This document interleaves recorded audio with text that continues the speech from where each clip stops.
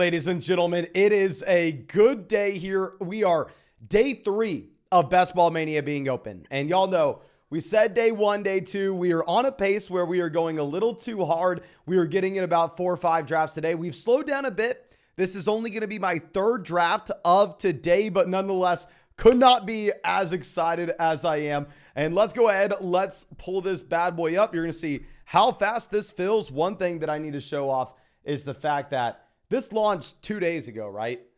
We are going to have 20,000 entrants into this in 2 freaking days.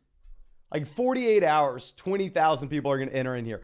It's the biggest prize pool Underdog's ever had. I mean, a $15 million prize pool off of a $25 buy-in is nuts to begin with. I don't know if we're being a little too aggressive. I feel like maybe they could have gone even a little bit bigger looking at how excited people are for these drafts, how excited I am for this draft. But anyway, we have a lot of people out here. Thank you so much, everybody. We got Volpe, Chimichanga, Petey, Casey. It's your boy, Eduardo Suzuki, some longtime member of the Flocks. Thank you so much, everybody. But yeah, this is filled. I think we had 6 or 7 spots open whenever we joined. And sadly, we have a few members of the flock actually in this draft with us. Okay, this is going to be a brutal one. I believe kickers' lives matter. Definitely a part of the flock. I know that. Mario Solar may be as well. Grimy may be as well. If you were able to get in this draft with us and you're this live stream, Jason says he's pick 5. Okay. So yeah, Jason is in here as well. Tyler says he's number 2. And then like I said, I know kickers' lives matter at 3 is definitely a part of the flock. So good news, bad news situation here. We're going to have to go up against a couple of y'all, but at least y'all are on the other side of the draft from us, right? I mean, at least y'all are going to be on the 2, 3, 5 range when I'm over there at 10. Yeah, Thomas is there at 3. But thank you so much, everybody, for coming out. It looks like this draft's going to start in 1 second. And of course, if you have not done so already, please go down there, drop a like on this live stream, subscribe to the channel if you play fantasy football. And if you want to get in a draft with us here, if you want to go hop in Best Ball Mania with a $3 million prize pool, it's available in, $3 million first place, $15 million prize pool. It's available in, I believe, 45 or 46 states. It's available in everywhere in Canada outside of Ontario. You can find the link in the live chat. You can find it in the description. And when you sign up with promo code FLOCK, you are going to get a 100% deposit match up to $100. So it's essentially free for you to check out. And on top of it, with promo code FLOCK, and if you are a member of flockfantasy.com, of course, we can get all our rankings, get an exclusive breakdown of your fantasy football team with promo code FLOCK. If you use promo code FLOCK on both those things, you're going to get additional added credit into your Underdog account and exclusive merch, which I could not be more excited about because I know we have a ton of people out here that are already members of both Underdog and Flock Fantasy, which will be exciting. But Casey asking if we ever got barbecue in Kansas City. Yes, I did. And I know that people are probably not going to like to hear this. I know that we are probably going to have some enemies for saying this, and it's probably not a good business decision for me to say on a live stream. But I went to Kansas City thinking that the barbecue was going to be amazing, thinking that, yeah, I mean, people say Austin barbecue is really good, but maybe that's just because I live in Austin, Texas, right? Maybe it's just because my friends say how good it is, but they've never tried Kansas City barbecue. Well, yeah, I got some barbecue in Kansas City from 2 different spots, and neither were as good as Austin, Texas barbecue. So the second I got back to Austin, Texas, I went to Terry Black's, got some good barbecue to wash away the Kansas City barbecue out of my mouth. But yeah, we're going to go ahead. We're going to take A.J. Brown here at 10. Would have been really cool if we had Cooper Kupp falling to us. But yeah, I mean, we just, I guess, aren't lucky enough to have Kupp falling. Diggs would have been awesome as well. Nonetheless, y'all know generally we are going to be slamming wide receivers early on in these drafts. That way we can go through and we can take running backs in the middle rounds where we like them. But Anthony says Austin barbecue is goated. Nick says, I've lived in KC for 7 years and think the barbecue is just fine. I mean, it's definitely not bad barbecue. I was making a joke saying wash it out of my mouth, but yeah, like, I don't know. I just went with like the highest expectations in the world. What's actually really funny is y'all know we said we got into 2 drafts earlier today, and both drafts we had this same exact start. Both drafts, we went ahead and we took A.J. Brown, Garrett Wilson out the gate. I think the other one, we took A.J. Brown 9, Garrett Wilson 16. So hopefully we can mix it up because obviously we want to have a little bit of a unique combo here. But, okay. Giannis says, guys, Bijan will finish as the best running back, and I am calling it. I have a feeling CMC will get injured. Well, my friend, I don't know really what to say here. Sad to see an athlete wishing for another athlete's demise or expecting another athlete to get injured. What are we talking about here? What are we talking about? Now, Volpe says, speaking of drafting running backs later, which Eagles running back do you prefer, DeAndre Swift or Rashad Penny? What's funny is in a draft I was in earlier today, we took both guys. We actually went with a little bit of a zero running back approach. I'm going to try to pull this draft up on my phone so I can tell you exactly what we did. I believe we got DeAndre Swift round 7 and Rashad Penny like round 12.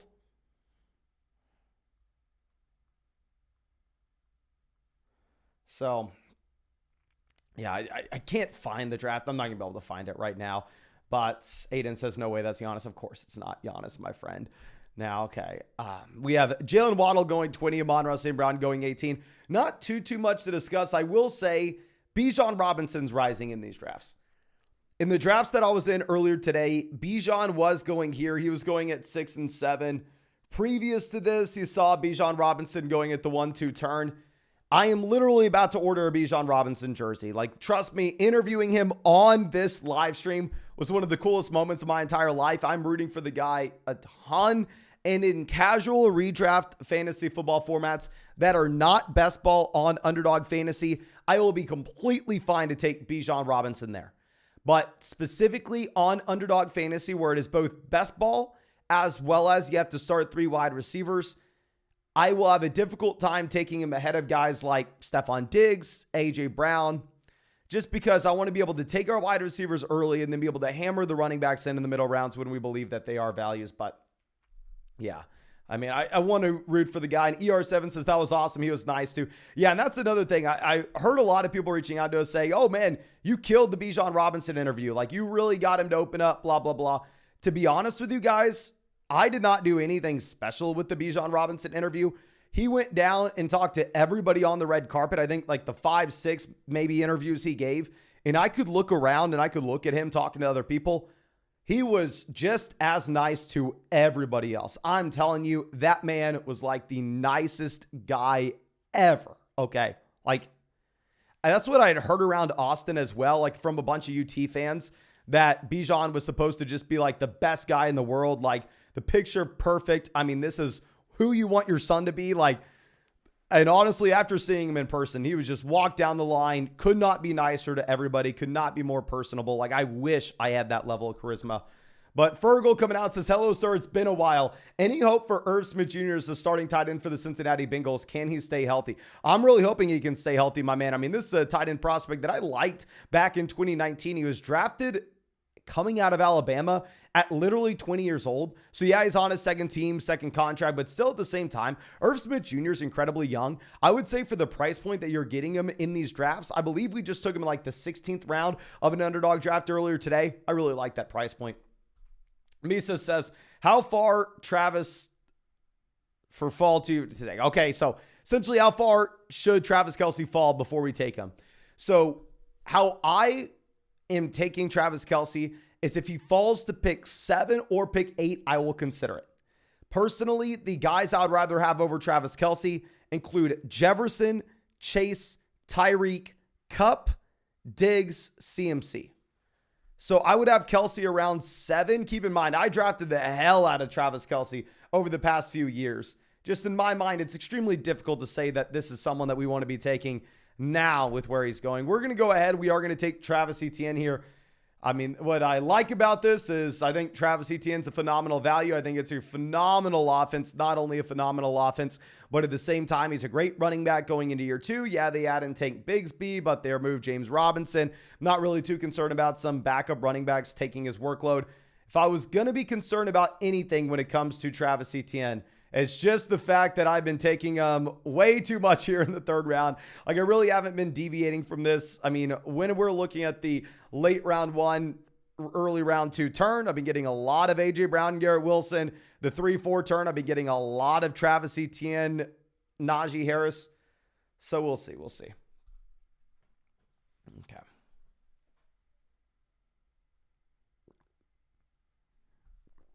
Dobbins, 37. Okay, Walker continuing to fall. And, oh my gosh, this team at the end just going nuts here.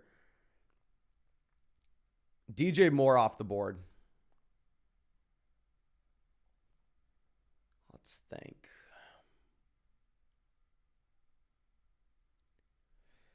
These are the two guys I'm looking at.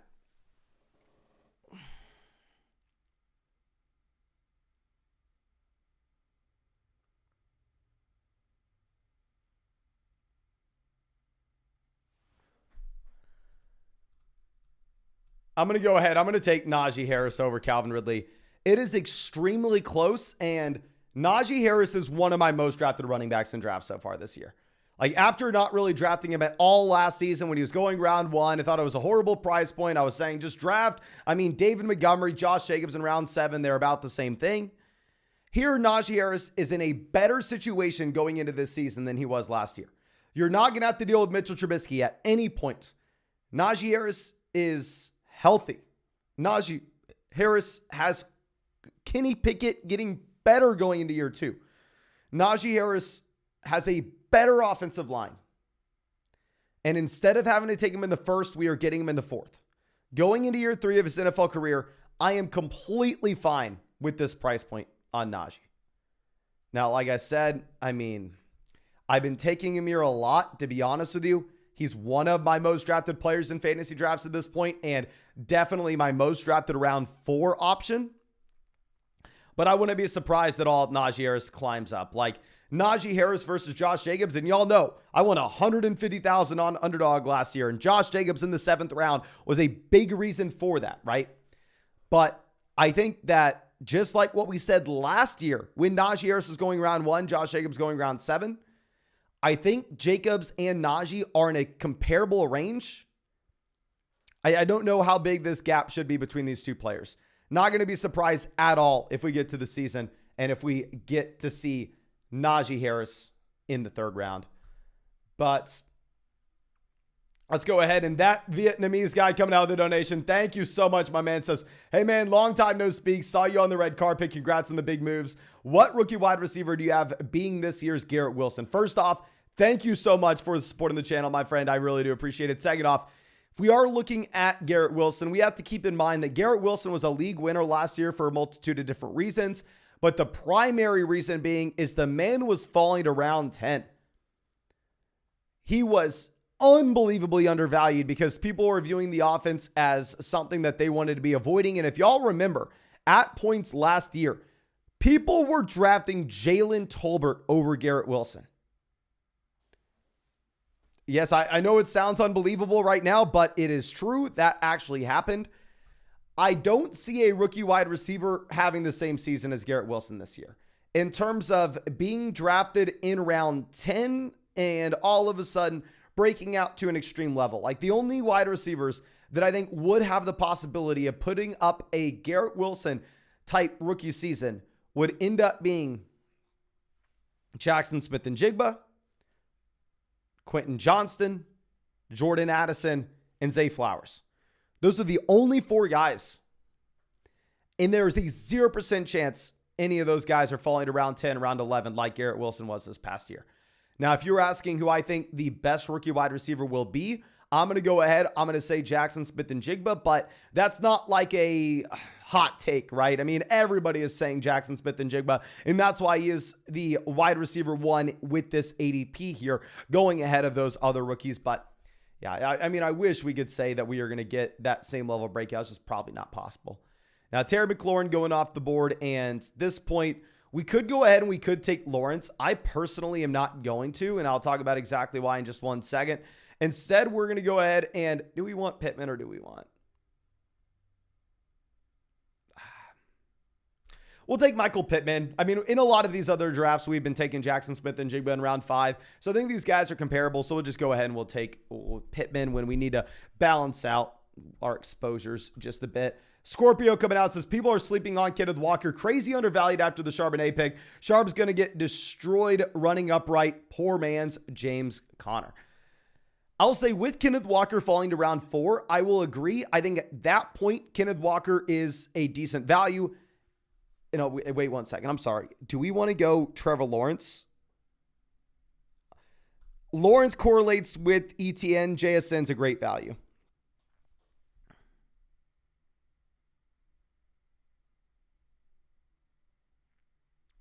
I'm going to go ahead. I'm going to take Jackson Smith and Jigba.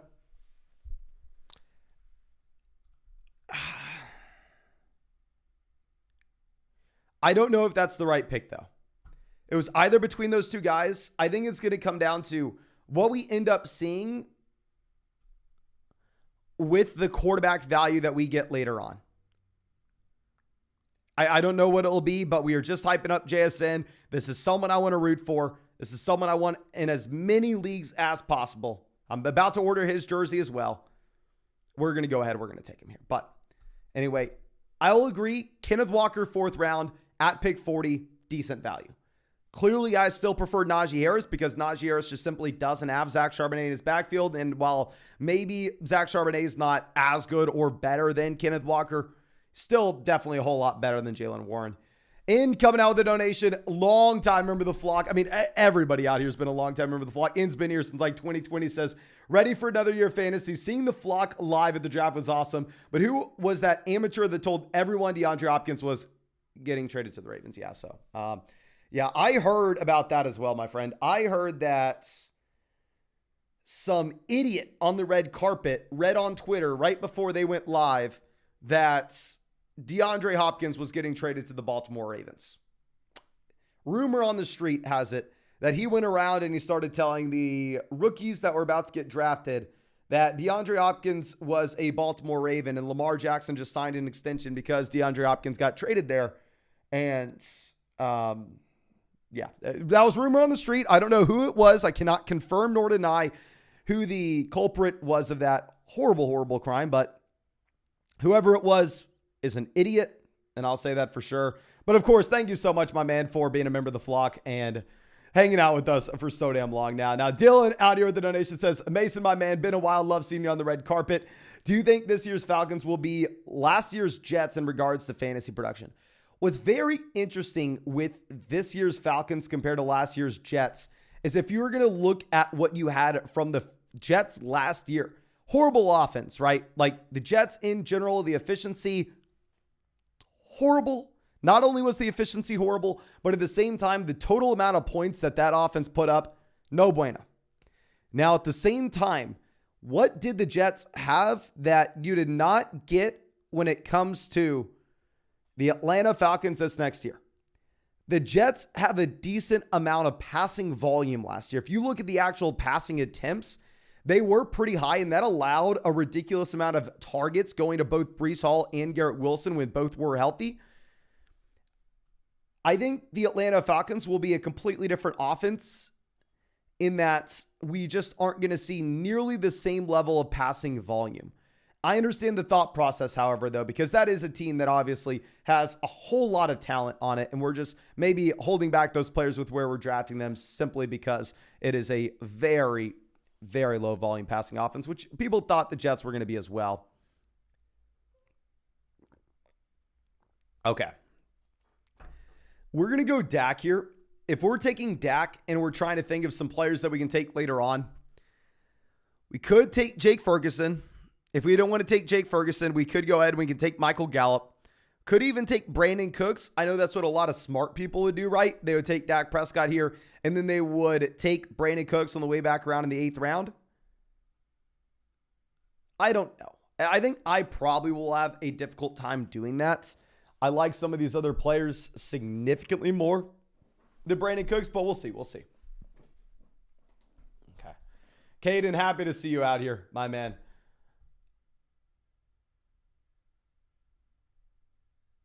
Ted says, last year's Best Ball Mania winning lineup. We had Brady. Yeah, if you remember, we had the massive Brady Godwin blow-up week. Eckler, Barkley, Stevenson, Mostert, Sony Michel, DJ Moore, Waddle, Godwin, Renfro, Lockett, and Jacoby Myers. Yeah, so we're going to cover some of those winning lineups. If y'all remember, I don't know if we've only said it a million times now. We won the big dog last year. We won the Bulldog 2 as well. And we got 16th place in Best Ball Mania. So we were the only people on Underdog last year, or in general, to win multiple high-stakes tournaments, which could not be more proud of. And we are going to go through and we are going to dive into those in depth. So Tony has not been someone we've been drafting very often here. And I'm not going to lie to you, I kind of prefer some of these other players over Kadarius Toney. But the thing is, we've been drafting Connor, we've been drafting Dotson. Kadarius Toney very rarely is falling down to this range. From a best ball perspective, he's in a phenomenal offense. You really like what you have from the Kansas City Chiefs. We could see some random spike weeks. Very rarely is he going to be falling to the 8th round here. So for the purpose of mixing up some of our exposures, we will go ahead and we will take Kadarius Toney here. This will be the first time we've drafted Toney, though, because I've been drafting like James Conner, Jahan Dotson a lot in this range. Nick says he's taking Dotson, guys. Don't fool yourselves. Yeah, I mean, I usually will be taking Dotson, my man. I feel like we want to go through. We want to mix it up just a bit. Whoa, that's bad, says Rice over Toney. Whoa, that's bad, man. That is bad. Okay. And real quick, I understand a lot of people wanting to go through and wanting to say, okay, this is what won the tournament last year. This is what we need to do again this season. That is how a lot of people lost last year. If you go through and you think the winning strategy is copying and pasting what won the tournament last year, when the sample size is one season, when the board is completely different, it's a losing strategy. Now, of course, we need to have fundamental understandings of how we are drafting these teams on Underdog. You're taking 2 to 3 quarterbacks. You're taking 4 to 6 running backs. You're taking 6 to 9 wide receivers, and you're taking 2 to 3 tight ends. You're going to be adjusting where we take those guys based on the value that falls to you in drafts, and you're going to be adjusting the roster allocation based on the draft capital you spend into each position. We need to have those general guide rails that have been proven year after year to be effective in best ball, especially cashing in high stakes tournaments. We need to have a basic fundamental understanding of how stacking and correlating your team overall will provide you a higher week to week ceiling than maybe just having a bunch of random players thrown together. But to go through and say this is the exact strategy that won last year, and this is what's going to win this next season, it's not. Okay, ladies and gentlemen, something new is going to win it every single year. That's how we won $150,000 on Underdog last year. It's because everybody was saying, oh, you can't draft running backs in 6 and 7. Last year and the year before that, they were bad. And then all of a sudden, you're getting Josh Jacobs, David Montgomery around 6 and 7. Just have to be very flexible with the draft board that's given to you, and you have to make the best decision that you can in the context of your draft. Like going through with an exact strategy saying the only thing that's going to win is 0 running back, or the only thing that's going to win is 0 wide receiver. You're wrong. You're wrong. Much better off adjusting to the league that you're in. Okay, there we go. How to get the fan on. I'm going to start sweating here. Now, Kamara goes off the board at 99. So, yeah, we didn't even get the shot to take Brandon Cooks. He goes right off after we take Dak Prescott. So that other wide receiver that we would have taken, Jahan Dotson, 91, off the board. And then also James Conner, the other guy we would have looked at, went directly after us as well. Let's go ahead and let's swing this back around.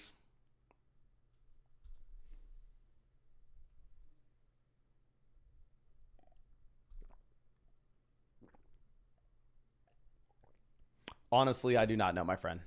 This will be something that I have to look into a little bit more. Of course, we haven't fully dove into our redraft research and how we are going to be ranking these guys this next season. It will be something that we look more and more into, but as of now, not super confident in saying, oh, you have to be taking Derrick Henry over Josh Jacobs, or you have to be taking Josh Jacobs over Derrick Henry. I think that they're right to be in a similar tier, and we're going to let the offseason play out and then try to dive into it as we go through. Okay. So let's figure out what we're going to be doing here. Okay, so Odell, full transparency, is someone that I have not drafted at all.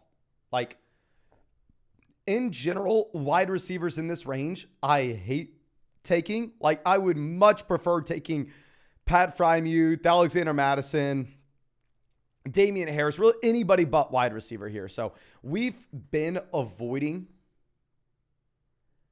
Odell. If he falls to 106, I honestly still probably will pass on him in favor of one of these running backs.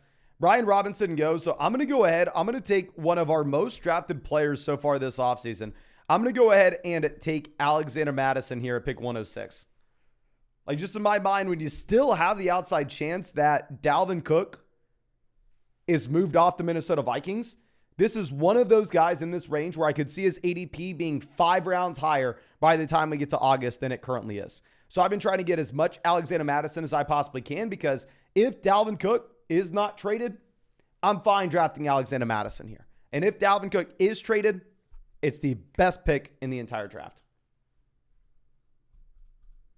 Yeah, we just went through this, Ted. Yeah, we said essentially you want those general guardrails and then move off. I would say 7 to 8 wide receivers. That actually open this up a little bit larger. I'd go 6 to 9 wide receivers. I've already had teams like I drafted a team earlier today where we drafted, I believe, 6 wide receivers in the first 7 rounds, or maybe 6 wide receivers in the first 8 rounds.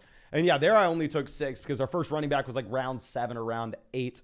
So I would say that the gap with wide receivers is going to be a little bit larger, but essentially got to figure out your quarterback, running back, tight end, and then any open roster spot you have, you just put a wide receiver there. Brandon says, is this a real money draft or a mock? Okay, so Brandon, I will explain what this is in just one second, but Juju Smith-Schuster off the board. We'll go ahead. We'll take Aaron Rodgers here. Don't know exactly about this Aaron Rodgers pick. I mean, it's kind of whatever. A lot of these quarterbacks are in the same range. Honestly, maybe Anthony Richardson is a better pick. Maybe Anthony Richardson has a higher ceiling. And you know what? We don't really have an excuse. I was taking Aaron Rodgers to stack with Garrett Wilson, but I guess Richardson would have stacked with Pittman anyway. But anyway, Brandon, this is a draft on Underdog. All drafts on Underdog are real money drafts. This draft in particular is Best Ball Mania. This contest just launched. In my mind, the best thing to play. $25 buy-in, $15 million prize pool, massive best ball tournament. We've already drafted, I think this is our 9th or 10th team. I don't know, having a ton of fun. We drafted over 700 of these teams last year because there's no time commitment at all during the year. We'll probably draft over 700 again. Obviously not all in Best Ball Mania, but across all the tournaments on Underdog. And yeah, you can sign up, promo code FLOCK, link in the live chat, link in the description, and you'll get a 100% deposit match with promo code FLOCK, and also available in damn near every state. I think available in about like 45, 46 states. Okay. But YP Creation says, thoughts, which positions best to grab? Rounds 1 through 4. Generally, and I really hate going through, I mean, it's such base level analysis, and I think the people who give it this way are honestly doing more of a disservice than a real service. Like if you see a TikTok and they go, the winning strategy, draft wide receiver, wide receiver, wide receiver, then running back, running back. That's how you win. How you win is you stay flexible. How you win is you take the best value in your drafts. Typically, how I've liked attacking these Underdog drafts in particular is I prefer those running backs in round 3 and 4 over the wide receivers in round 3 and 4. So I've been going wide receiver early on, rounds 1 and 2, and generally running backs 3 and 4. So like in general here, say if we were picking from pick 6, I would love to go ahead and I'd love to take Cooper Kupp, Jalen Waddle out the gate. That way we could take Breece Hall and Jahmyr Gibbs in the 3rd or 4th. Or maybe you want to go Breece Hall and Calvin Ridley. But in general, I really like grabbing at least one of these running backs that are going in round 3 and 4. I love this range of Jacobs, Chubb, Henry, Hall, Ramondre, Etienne, Najee, Gibbs, Walker. I think that those guys have a much better range of outcomes than the wide receivers going in the same range. So generally, if I had to answer this question, I would say what I've been doing on Underdog is going with 2 wide receivers out the gate and then going back around to the running backs, which historically is the exact opposite of what you've been wanting to do. Historically, if you go back like 5 years ago, you wanted to go running back, and then slam wide receivers in the middle rounds. But now that everybody wants to do that, the optimals just change because the ADP is so different. Jacoby coming out says, I know you're really high on Drake London. Does the addition of Bijan in that offense, knowing Arthur Smith, bring Drake London's value down?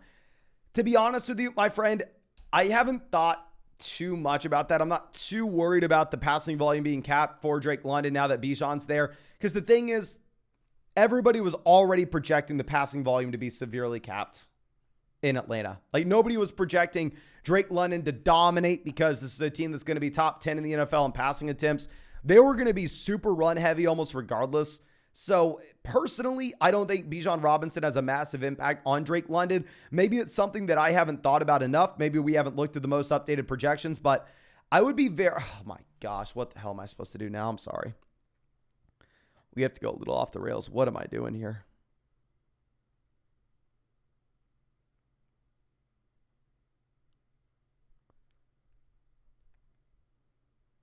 I hate this range. Do we take Komet? Komet's not any good, but at the same time, he's been so young. We've been saying it this. I don't know. I don't freaking know. I'm going to go Komet, but I have no idea what the right pick is here.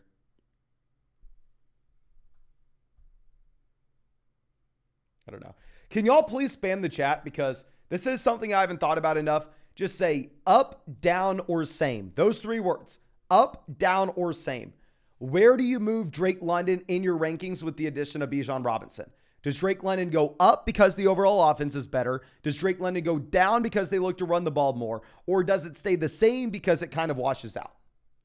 We have 400 people out here. Everybody, please spam the chat, letting me know what you think. And also, while you're out here, drop a like on this live stream, ladies and gentlemen. Please help us out. Okay. Very rarely will I go with this approach. I think, honestly, people are trying to get too cute with it. I understand the thought process. Wide receiver is extremely volatile. Very rarely do I think you should go with that. Okay, now,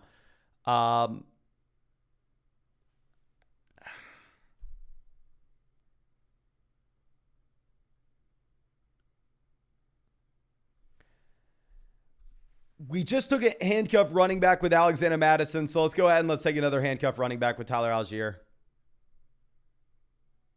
I don't know. I hate what we did on the turn there. I felt like we were stuck in no man's land. And in general, I'm not going to lie to you, that's how I feel in like every single draft when we're in this range. So, well, I see we have a couple donation questions. Let me answer these donation questions. Let me see what y'all think on Drake London as well.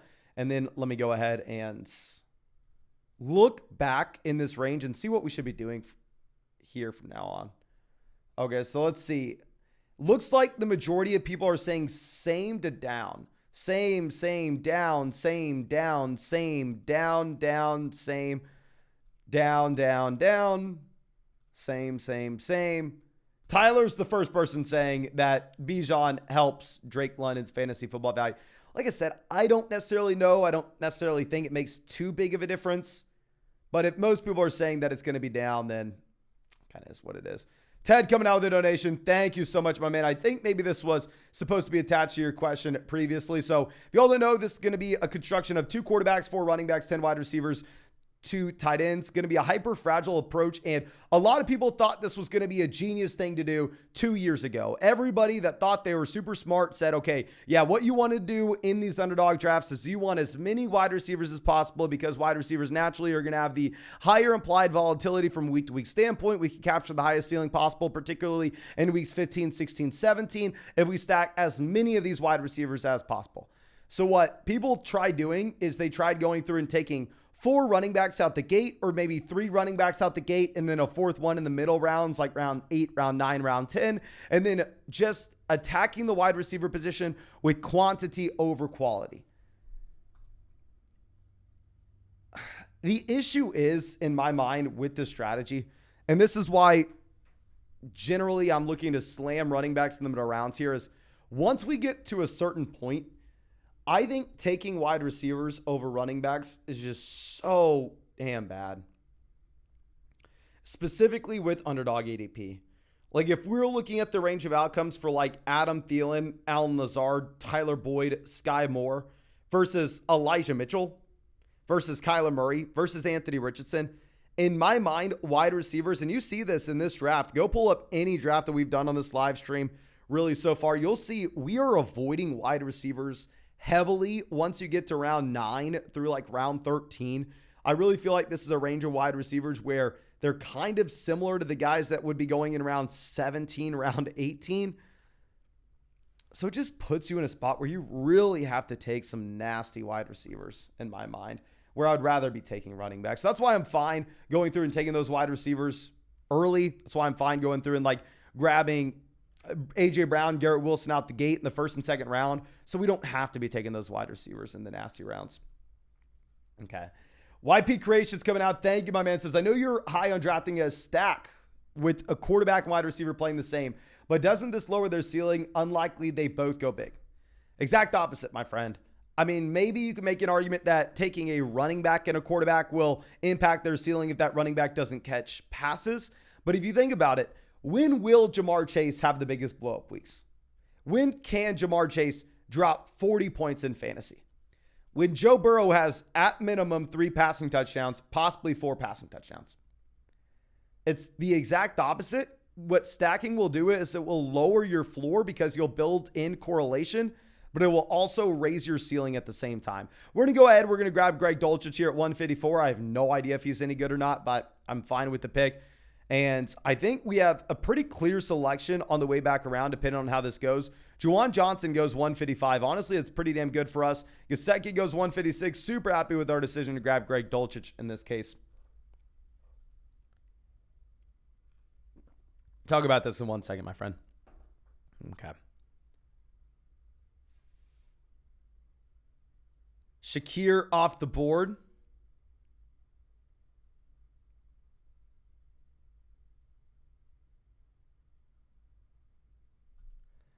Nick says, absolutely don't have to answer this on stream, but are you using best ball entries this year as a tax write-off for winnings last year? After winning the Puppy 1, trying to figure out how to write off as the most as possible. Trust me, my friend, I wish I could help you with that. I have no idea. I would talk to someone who, actually knows something about taxes. That is not me. My initial reaction would be, I doubt you could do that. Probably not. Like, I don't think you would ever be able to. I shouldn't say anything because I have no idea. Okay. I would highly, highly recommend you talk to someone who actually knows what they are doing because, I'm sorry, my friend, I don't know. Okay.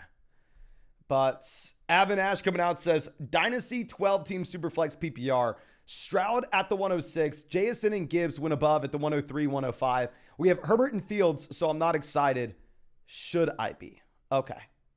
I understand the thought process here. I've seen this a lot too. I mean, I've seen a lot of people thinking that CJ Stroud should be going after JSN and Gibbs because they're both phenomenal prospects in their own right. At the end of the day, if you're looking at Dynasty startup drafts and you're looking at where good quarterbacks go in those, they exclusively go round 1, round 2. If you are a good quarterback in the NFL and you are young in a Superflex Dynasty startup, you are going to go round 1, round 2 because it is so hard to find someone we can be excited about.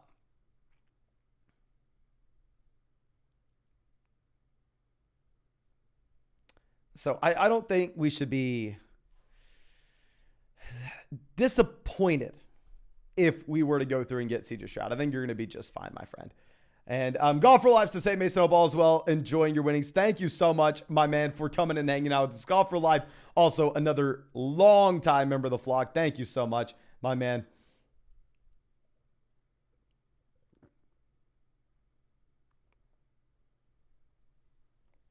Okay. Now, Wan'Dale Robinson, 166. Nico Collins, 165.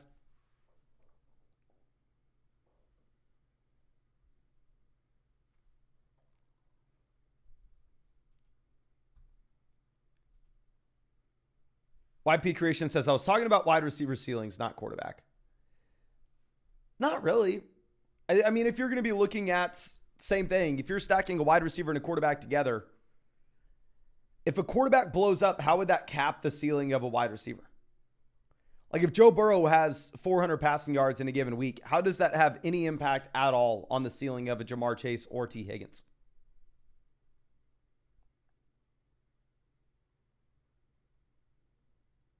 You're in a phenomenal spot, my friend. Phenomenal. Mike says, my man, do you like Bijan in the first round? Thank you so much for coming out. And hell yes, I like Bijan Robinson in the first round. I may be the most biased person you'd ever talk to because I did go to University of Texas, Hogan Morns. At the very end of the time I was at the University of Texas, we got Bijan Robinson. And I literally just got to interview Bijan Robinson on the live stream last week. So I literally may be the worst person to ask this question. But I'm completely fine grabbing Bijan Robinson round 1. Let's go ahead. Let's scroll this down. So we're going to definitely take 3 tight ends here.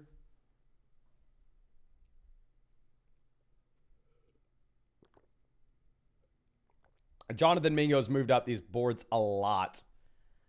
I know y'all already know this about me, but I do not care about Jonathan Mingo in the slightest. Like, I have no idea why anybody would. Josh Downs goes 175. Now, that is someone I would have taken. If Josh Downs would have fallen to us, I would have been happy to take Josh Downs. Singletary is such a good value here. But I was only planning on taking 5 running backs with this team.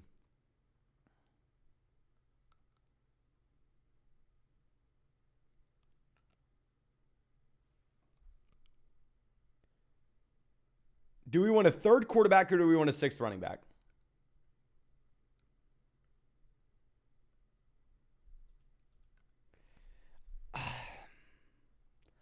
I'm going to go ahead. I'm going to take the QB. We can't get 3 quarterbacks and 6 RBs. It was like one or the other. We choose Pickett over Singletary. I don't know if it's the right decision or not. I don't know. Colin says, Jamison Williams, a late 2024 first and 2 2024 seconds for Devonta Smith. Thank you so much, my friend, for supporting the channel. I'd say in 1 quarterback, yes. Superflex, not a deal I'm looking to make. Generally in Superflex, I would really not like trading a wide receiver and a future first to get an upgrade at the wide receiver slot. Here's how we're playing in this. I don't know if this person's in the live stream or not.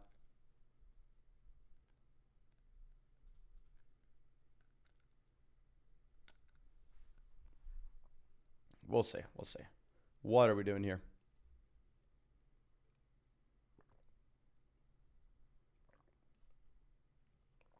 Jonathan Mingo goes. So we're going to go ahead. We're going to take Jake Ferguson. Our 3rd tight end will stack up with Dak Prescott. I don't know what I think about this team. I mean, I'll tell you this. We will have a lot of dominant teams if Dalvin Cook is traded and all this Alexander Mattison works out for us.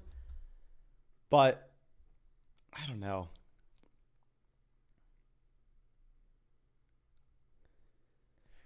Let me think about this a little deeper. So if we were to go back and take back that Aaron Rodgers selection, right? We pass on Rodgers there and instead say we grab Bryce Young at 135. I would feel a lot more comfortable with this team, I think. If we were to say have Damian Harris and Bryce Young versus Aaron Rodgers, actually, I don't know. I do think that these rookie quarterbacks will fall down ADP by the time we get to the season. In general, once real projections come out and people see like, oh, the median projection for a rookie is usually not that high. Usually we will have some of these rookies falling down ADP by the time we get closer to the start of the year. Like what I've done in years past and have actually had a lot of success with is kind of, I don't want to say fading, but not drafting too many rookies right after the NFL draft when everybody's thinking about these guys, and instead focusing in on drafting those rookies whenever we get closer to the season when those guys are going down.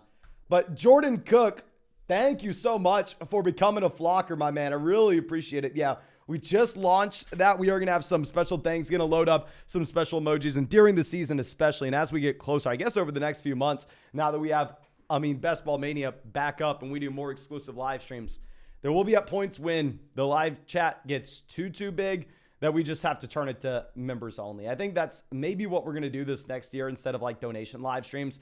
It's just going live every night, maybe just doing like members only in the chat for a large section of it. That's probably what my plan is now. But thank you so much, my friend, for supporting the channel. Okay.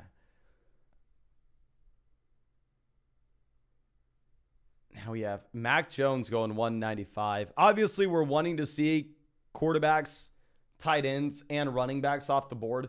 We need to have some wide receivers making it back to us in this draft.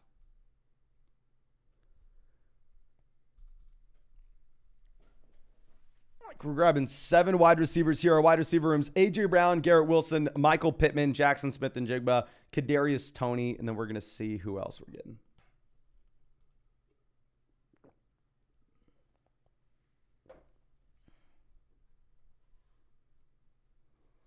Jarrett McKinnon, 198.